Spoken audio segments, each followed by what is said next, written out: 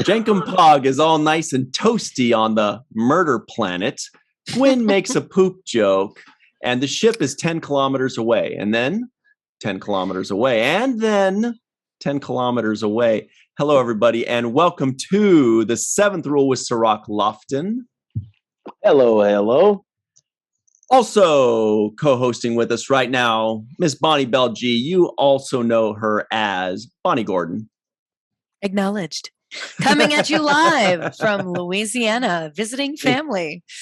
Very good. My name is Ryan T. Husk. Today we're doing a review of Prodigy's Season 1, Episode 5, entitled Terror Firma. Very clever title. Directed by Olga Olenova and written by Wowie Zowie, Julie and Shauna Benson. We heard a lot of good things about them, and boy, did they ever deliver. How you guys doing? The Benson ladies. So good. Those sisters are fabulous. Speaking of Benson, wasn't Renee Aubergenois on Benson? He was on Benson, yep. Never saw it.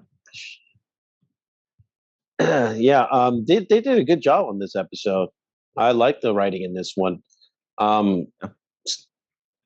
Seemed like a two-parter almost, like from the last one. That could have been part two.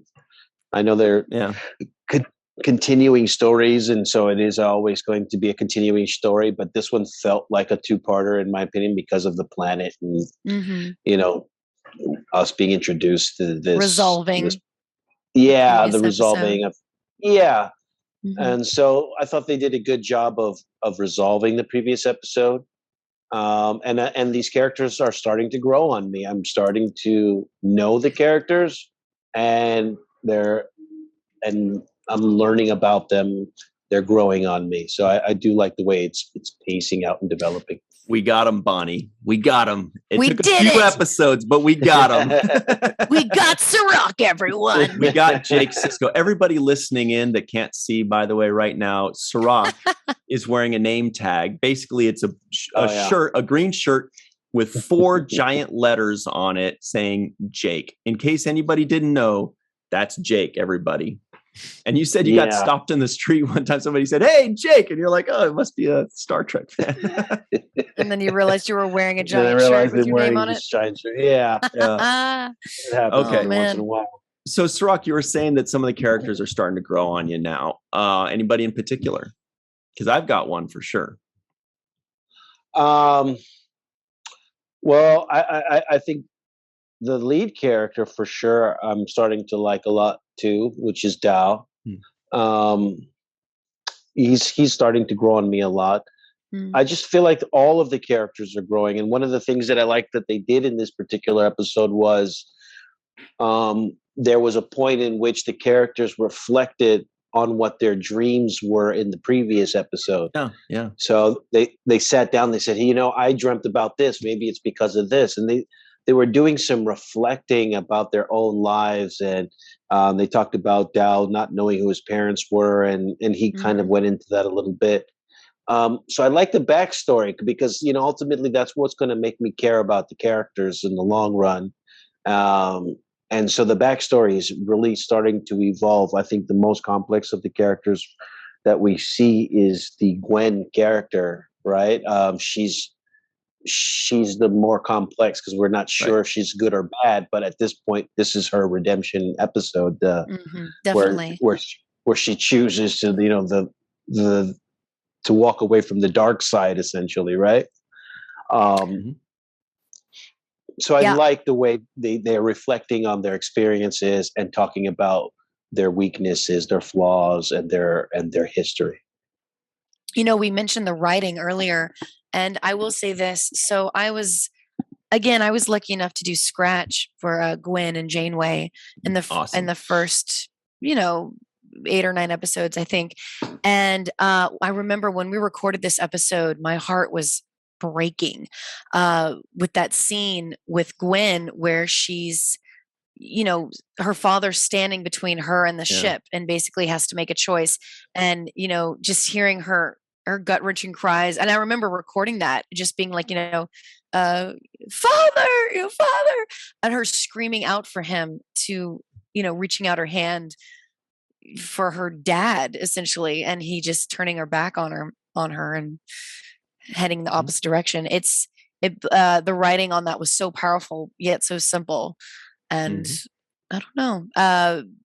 It made me. I knew going in like what was going to happen, so I was so excited for the world to see this episode because I felt like this was the first episode where the characters were actually vulnerable with each other, and like sharing bits about themselves with the other characters, not just something that we see off to the side as a viewer, but they share each other's views. Yeah. Now, speaking of vulnerability, Bonnie, you've inspired me. I feel gather round. I feel like I'm going to get. Maybe it's the sleeplessness. That was. I mean, I kind of like it. I can't really go any closer without giving you an HD look of my. We can gather. I'm going to get vulnerable. Up my nose. Yeah. Okay. Well, don't stop. I'm going to get vulnerable and admit my own foibles when watching this show, and it's about Gwen. Okay, so. At first I'm like, oh, Jenk and Pog, cool. I get him a little bit. Murph is cute, is fun, and bits and pieces of the other characters. Sure. Gwen, my first thought was, and I know, okay, yeah, she's the bad guy character that's going to turn good. She's got the heart of gold, whatever. We've seen it a million times before, right? Which made me maybe a little bit less interested. But what I forgot, and what I think most people forget, is every trope out there has been done a million times before.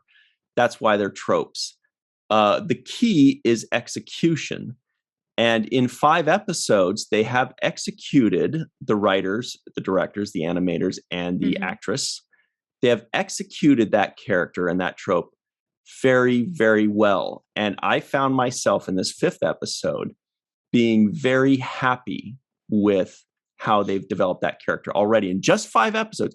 In just 5 episodes, I am very pleased with that character. It was actually a little bit humbling to be like, wow, even though I knew, if you already know where something's going beyond a shadow of a doubt, and they still do it in a way that makes you happy and makes you like it, they're doing something very well as writers and as professionals in this business. So I want to give a huge kudos to the people that are putting that specific character together and the show as a whole, because that is the most difficult thing, is to get you to be invested in a character, even though you already know.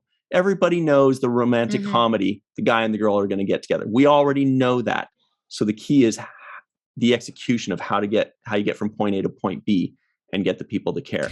And they do it in a way, that both that all ages of the viewers can understand. Like, this was a way of executing it that like kids are relating to it. I'm sure a lot of kids are, feel the need for their, father or parents' affection or looking up to a superior or loved one, where they're acceptance, not, getting that approval or that acceptance, and then having that feeling of rejection. And it's all about, it's also showing that, hey, sometimes your family is the family you make, not the family of blood. And, kids sometimes need to know this, because I know a lot of kids out there, I'm sure, feel very alone and don't feel like they have like a real family. There's a lot of kids watching that we don't know the circumstances that they're in. And this show shows that, these are all, characters from different walks of life, different species, different languages, different cultures, everything. And they're all creating their own kind of family in a way. And I think that's really important to show, like, hey, a family is what you make it. And, now, it wasn't her father that came back for her. It was her new family, which was the crew of the Protostar. I'm going to shut this door. It keeps opening. It's like there's like a draft or something. This door, it's like a ghost is coming. Yeah. I want to say that I agree with how they're kind of building these characters in a really good way. I think they're being very effective about it. I really like the way that they're making these kinds of examples for the children that are watching, for the audience. And some of those examples of them kind of explaining to kids, like I mentioned earlier, how the characters reflected on their dreams and what they were looking for. that's another way for a child to kind of analyze their own dreams or what their life goals are, what their expectations are. There was another moment too where Dao was talking about people always ask me what I am as if that would make a difference, you know. And I think that that's another thing that kids can relate to, especially if they have, you know, multi-ethnic origins, or if their identity is not easily, you know, it's not easy to identify them. People are always saying, well, what are you? And maybe there are those kids that don't want to be asked that question, right? They just want to be accepted for who they are. They don't want to have to explain, my dad is from Thailand and my mom is from, you know, I'm just me. Right, exactly. And another moment that I liked that is similar in that sense is when Rock Talk sees her reflection in the mirror and says, you know, those little creatures weren't afraid of me. They just wanted to play. And what I love so much about that character is not only the heart behind, you know, Riley's delivery, and also the writing and the way they just created that character. I know I always talk about that little girl. I love how she brings that character to life. It reminded me of a line, but yeah, go ahead. But what I love so much about it is that kids can relate to this as well. I mean, anyone can, adults and kids alike, about, you know, how much we put on appearance, because, you know, I know when I was a kid, I was like the really awkward looking, I had like buck teeth, glasses, my legs were kind of twisted, I walked funny, you know, stuff like that. And I would always feel like people would, like other kids would look at me weird when I was really young, and I couldn't go run on the playground a lot of the time like the normal kids. And so I really felt like if I had a character like that, you know, like Rock Talk to look up to, I guess, because she's so big, to just show, like, you know, she's so used to people being afraid of her, and for people treating her like she's a monster, when really all she wants to do is hug them, you know. And I feel like a lot of kids can relate to that, especially kids that look different, feel like they're different, not only in appearance, but on the inside, where they don't really belong, where they feel like something's wrong with them, and other kids aren't relating to them and not seeing them for who they are. I feel like that's really important. So I just, I love the show so much. you love what is the girl's name that does Riley? Riley. Okay, so there was a line that she did that she just killed it, and you're right. She's just got her delivery. This talent so within her that just seems so natural. Well, her father's a famous voiceover actor as well, so it runs in the blood, it runs in the family. When she said baby stars. It's only 2 lines. Baby star. And it's not easy for a child to deliver 2 words well enough to tell us a whole story, but she did it. You know, that line, that baby stars thing I was like, okay, that it's like perfect. She's saying puppies and unicorns. It's the most exciting thing to her. Baby finding it. Yeah. Baby stars. Oh. Yeah. Yeah. She was everything. And I love what they've done with Zero as well, making their you know, self-realization that they love mystery, they love the discovery, you know. I thought they loved them wanting to know. Them wanting to figure out what the protostar was. Starship joke, everybody. Okay. Hey. But, you know, it kind of gave us an insight on them as well of, okay, so they, you know, this is important to them in the sense of discovering science and knowledge and mystery. And Jacob Paul just likes to eat. I mean, laying it down for a stick. Yeah, no, that was another thing, the science aspect of it. I think there was a moment there when Dao and Gwen were talking, and they were looking up at the stars and the constellations / constipation. The constipations. Right. And they kind of both had that realization, like, hey, let's use the stars as our guide, because even though the landscape is changing in this planet that constantly has this adaptive surface, they realize, hey, we can follow the stars. And I thought, even though that's a simple concept, it is an ancient concept of traveling, of exploration. Yeah. It is how Magellan and Christopher Columbus and all of these people traveled around the world, following these stars. So I just felt like it's a simple analogy. It's a simple scientific kind of explanation for a child.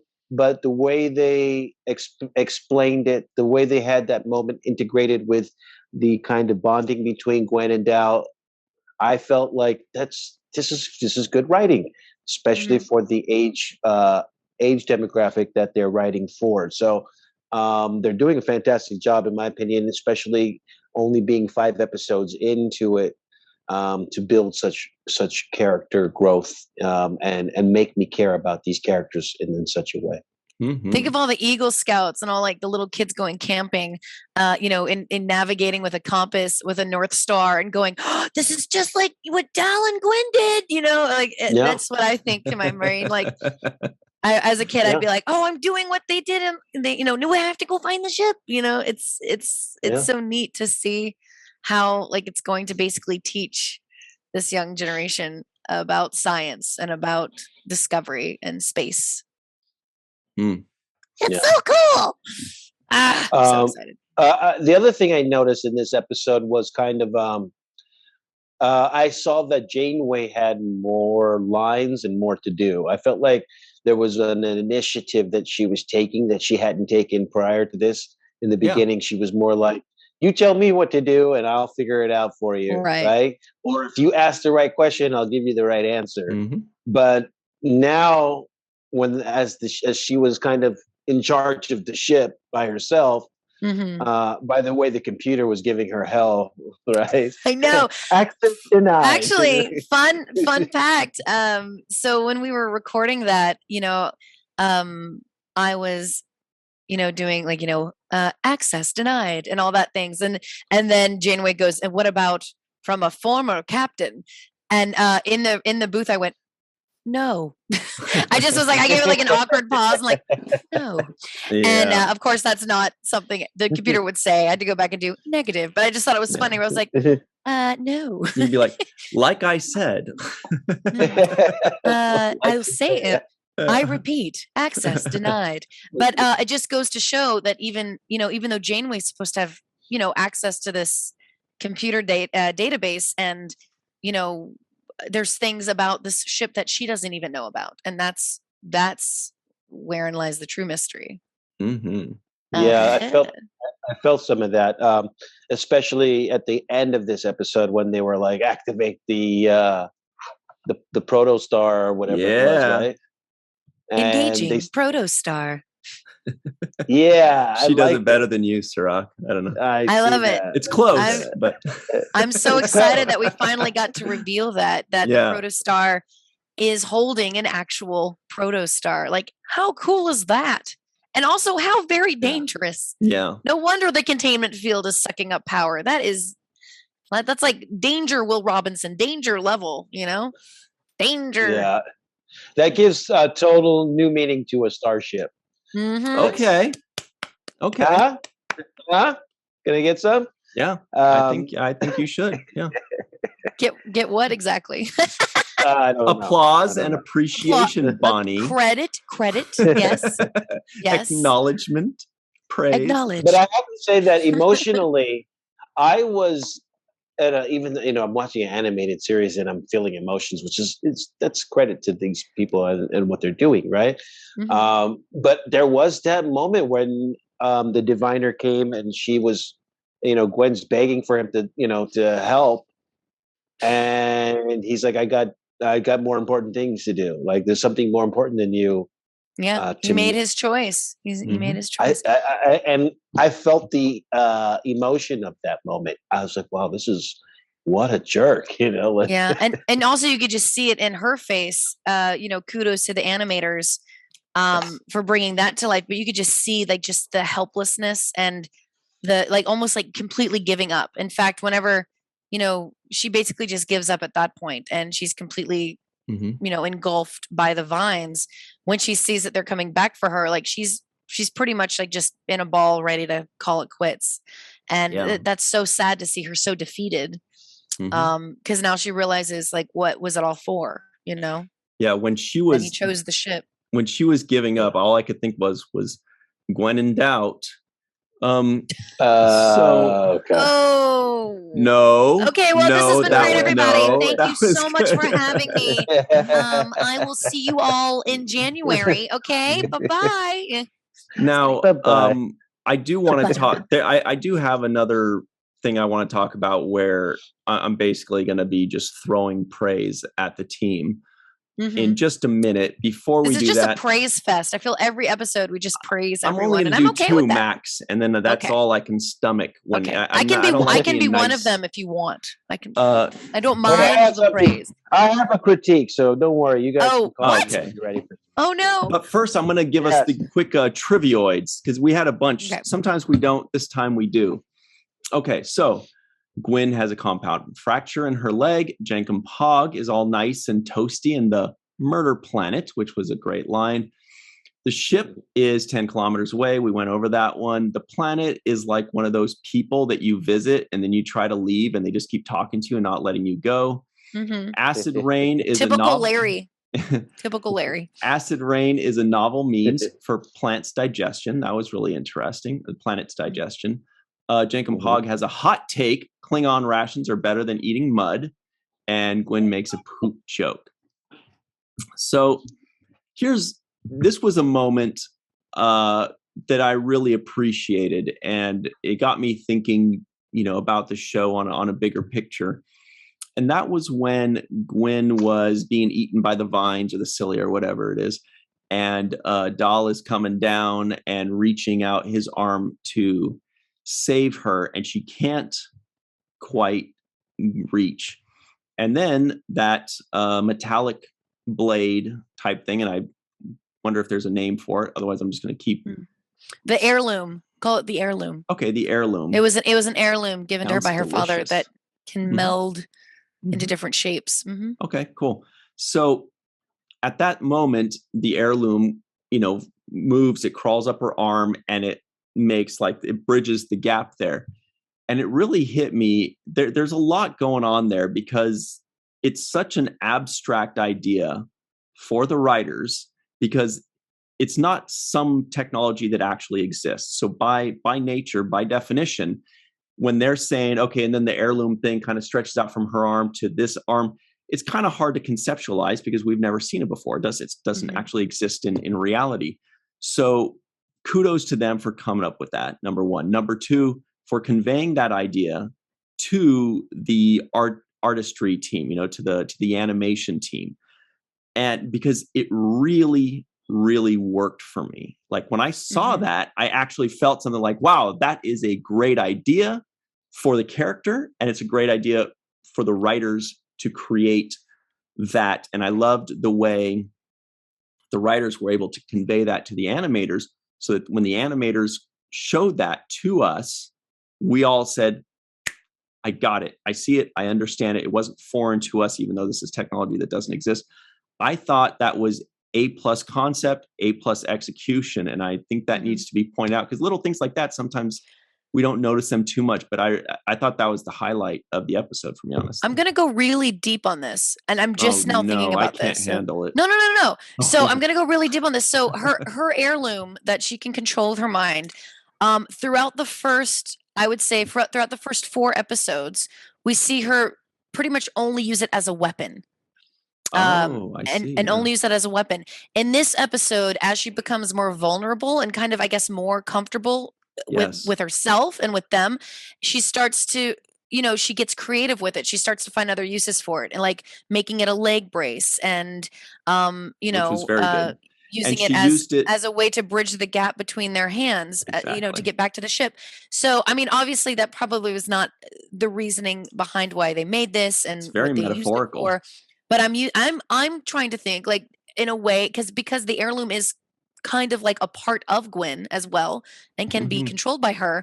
All she knew it for was a weapon and like a thing of convenience. And that's how when she it came herself. To combat. Yeah, and she saw. I think she always viewed herself as a weapon, and she was basically just an heirloom to her father, like her father's instrument of being weaponized.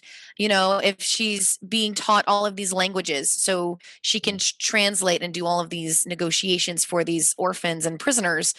And she's obviously taught to fight. Like she's very not materialistic, very military in her the way she presents herself and the way she fights. So obviously she's been raised almost like a weapon, and that's how she used her heirloom. And now as she's coming into kind of seeing herself more than that, so is the heirloom. That's probably I'm just probably I don't think so. I think deep you're right about it, but I think that's deliberate. It's neat to think. I think that's deliberate, because that is a very good observation, I think, and it does show the change in her character, the personality of her character, that she viewed herself as a weapon. Now she's finally kind of beginning to make friends, and what does it do when the friend tries to save her? She uses it to bridge that gap and connect it. I can't imagine that's an accident. I think that's a very good point, honestly. Yeah, and another just really quick addition to what you guys are highlighting is when she found herself standing in front of her friends. Gwen was trying to protect them, and she had the gun pointed at her, or the phaser pointed at her. She that phaser actually aimed at that leg brace. At this thing, right? So it was like, let's take your strength away from you, and disable you. So, like, again, they used it as a way writing tool to disable her. So I thought that was another good use of it. I did like the fact that she told Rock Talk, I don't need your help, and made that brace for herself. But she is kind of the I don't need your help, I can do it on my own type of person. Yeah, I think she's the kind of person who's never been able to rely on anyone else either. She's always had to be independent. The way it seems like the way she was raised, very strict, to where, he gave her zero affection, zero, support and affirmation, and, to where all she's ever wanted to do is make him proud and be strong. And so she's had to just do it on her own. Yeah, it's kind of sad, actually. and I also wanted to say that how good did it look, her sitting in that captain's chair at the last scene of that? Right? I kind of like that. I don't know, like Dal might have to scoot over. I don't know what's gonna happen, I think they've been leaning that direction, that at some point Dal's going to have to see where the wind is blowing and be like, I think you'd be a better captain, so that they don't just all mutiny against him and make her captain against his will. Well, with her sitting in the captain's chair, it's almost, with Dal bringing her around and putting her in it, I don't think they're just like, oh, look, she's the captain now type of thing. I think it also just showed how much he cared about her, and like, how it's always about me. He's very selfish. I'm the captain. This is my chair. But in that moment, seeing her in pain, he immediately just put her in the most comfortable seat on the bridge. That's how I see it. I'm like, he's finally, he went back for her. They're obviously showing a lot of touching moments and affection between the two of them. And you got that when they were talking alone.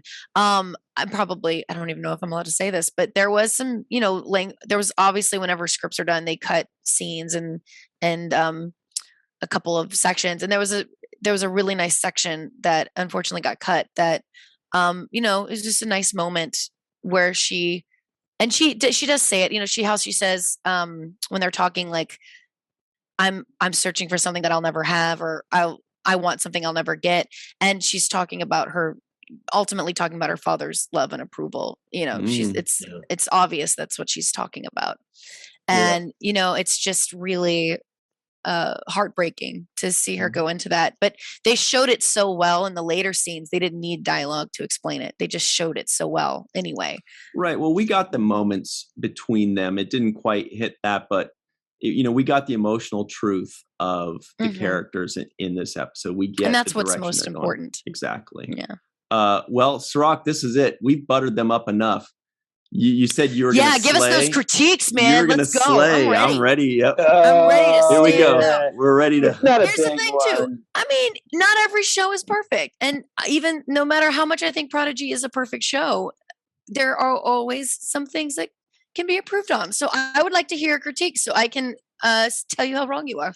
Continue. Well, I'll tell you, when you compare my critique of this show to my critique of other shows, it really pales in comparison. So okay, I see. This is a very minor critique. It's not understood. It's nothing about the show that I think is unbearable. It's a laughing kind of moment for me.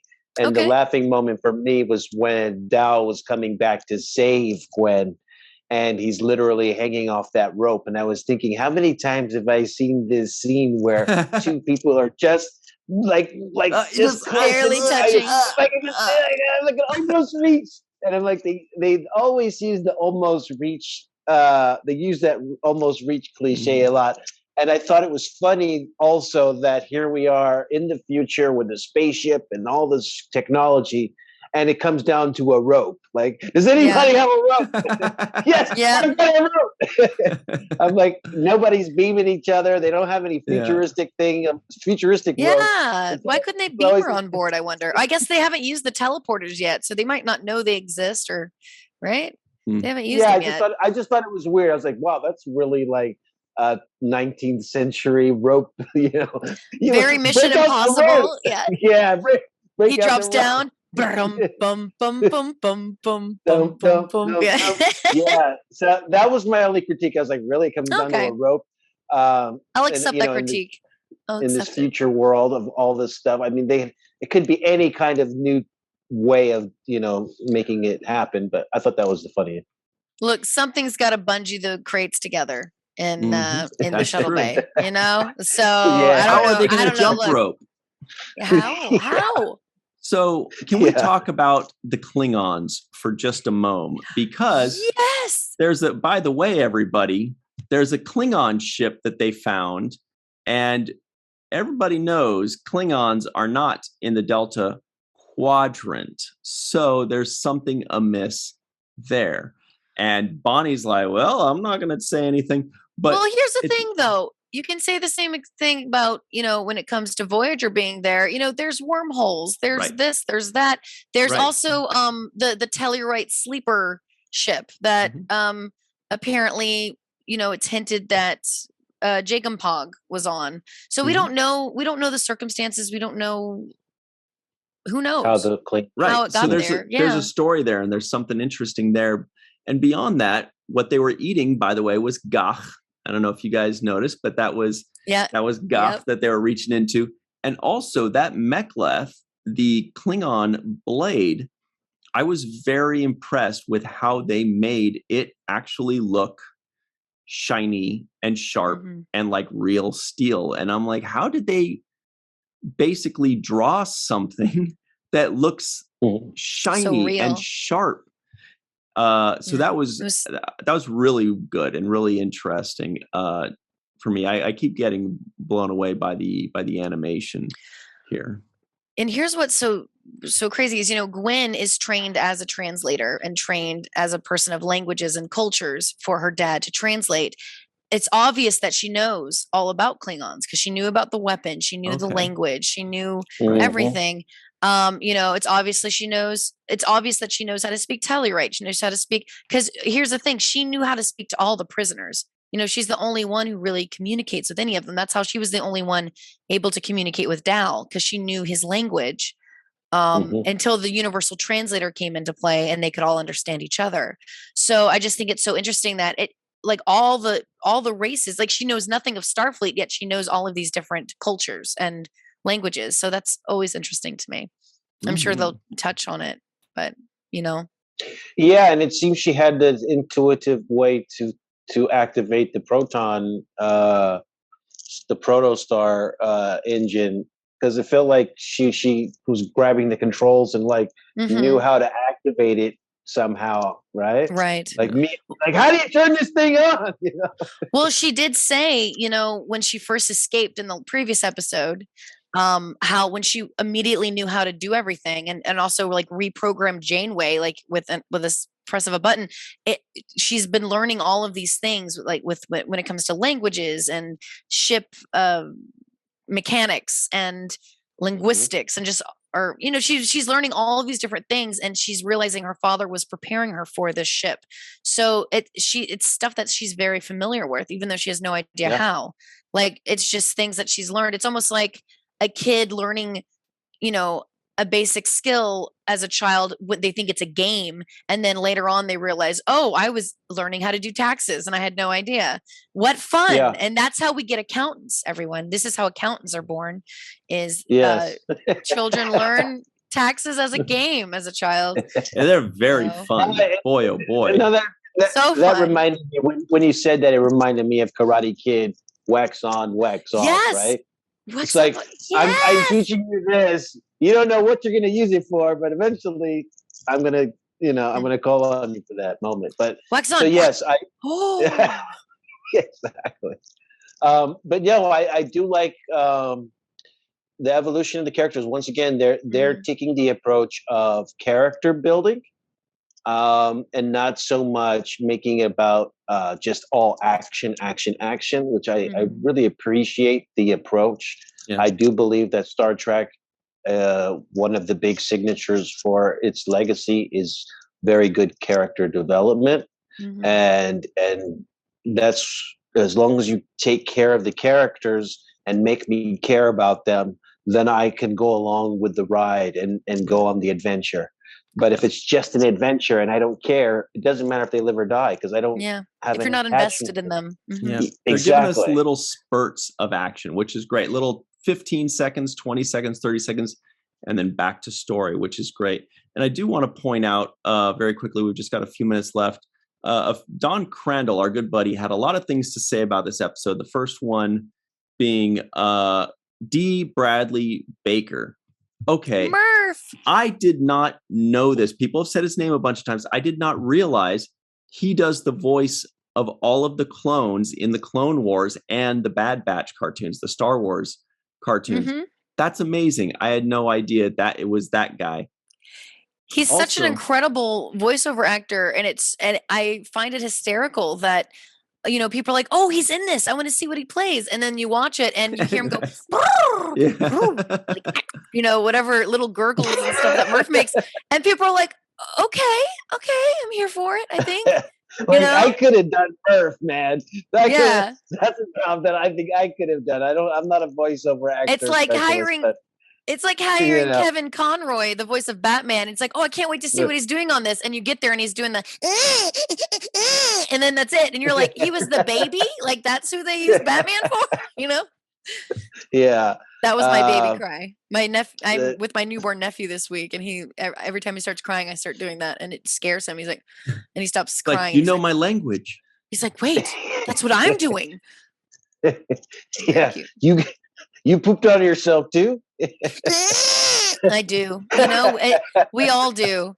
There's a book about it. Yeah. Everybody poops. Come on, Cirroc, you've read it. You have it in your library. No, it's funny because as a parent, that's one of the things that you learn. You learn the different cries. That cry means I'm hungry. This cry means change my diapers. Yeah. Like you start to learn the cries. Right. You're just like, this is just the attention cry. Oh, nope. Gas. This one's gas. Yeah. This is the gas. This is the sleepy cry. You're sleepy, aren't you? I learned the gas cry this week. It was apparently my nephew likes eating a lot of beans. So who doesn't? Sorry, off topic. High in protein and fiber, whatever. It's good for honestly, you. This is probably what was in the Klingon rations. He was probably eating that. Whatever Jacob Hogg was. Jacob was on that. I know it was Gach, but I have a feeling they're all going to have constellations after too. Constipations, right? Okay, so we're just about out of time here, guys. Sorry, guys. Not a way. There's no topic that's I'm a proud too aunt. Off. I'm a proud auntie. I'm crazy Aunt Bonnie, and I love it. All right, so it is now time to give very special thanks to Carmen, aka Skillet, TJ, Jackson-Bey, out in Missouri, Bill Victor Arucan, Yvette Blackmon, Homer Frizzell, Eve England out in Wales, Dr. Anne-Marie Segal, Titus Mohler, Tim Baum, the biggest soccer/football fan practically in the States, Dr. Susan B. Gruner, John Mann, Darlena Marie, and Rex Darlena A. Wood. Also, a very special thanks to Bonnie. Wow, thanks so much for doing this with us. Thank you. We got to wait till much. January. We didn't know that there was going to be all these staggered. Honestly, we didn't know chunks. either until they announced it, and I was like, okay, that's a choice. So trust me, if it was up to me, I mean, it's never going to be up to me, but I'm dying to see more, so I can't wait. So I would just wanted them all at once, just so I could just watch them all. But patience is a virtue, and good things come to those who wait, and all those other fortune cookies phrases that I know I can say. And I can't wait. Hopefully, y'all will have me back next year when it starts up again. Or if you just want to have me randomly on any other show, I can talk about anything, Mm-hmm. I believe you. Life itself. It's only believe it or not, I'm a talker. It's not too far. It's 6-7 weeks away. Not too bad. We've got Discovery to hold us over and the holidays, but we are looking forward to it, and we love to have you back. Of course, Thank you. We know it. Tony Gwynn, I'll give you all a break for me for the holidays. I'll be like, all right, boys, Thanksgiving and Christmas, you can take off from me. But come January, come 2022, you're stuck with me again. Cha-cha-cha. I don't know why I became a 1920s con artist there. Cha-cha. See?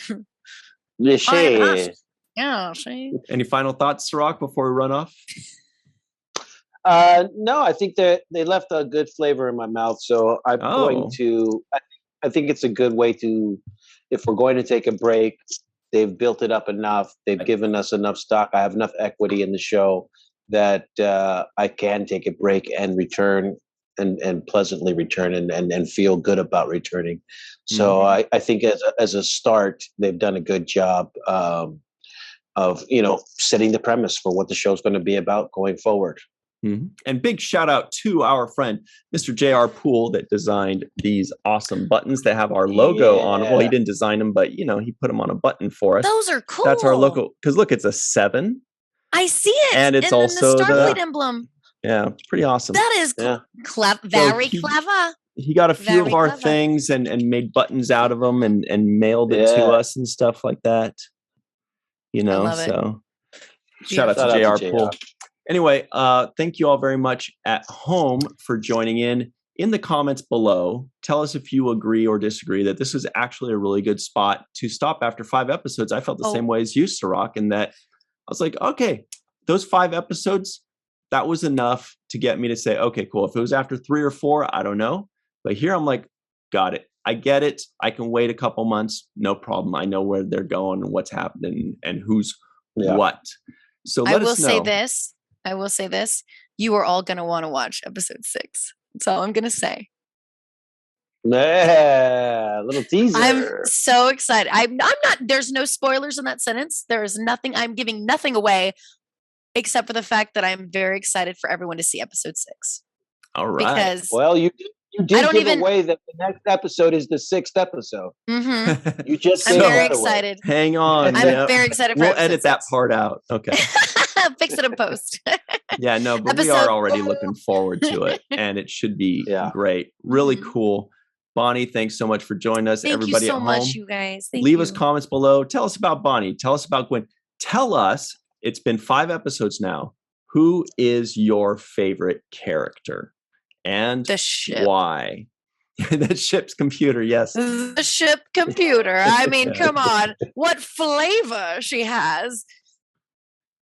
All right, everybody. On that note, we'll see you next time. For immediate departure. Yeah. And until then, that's what he likes. Always remember the 7th rule. The 7th rule.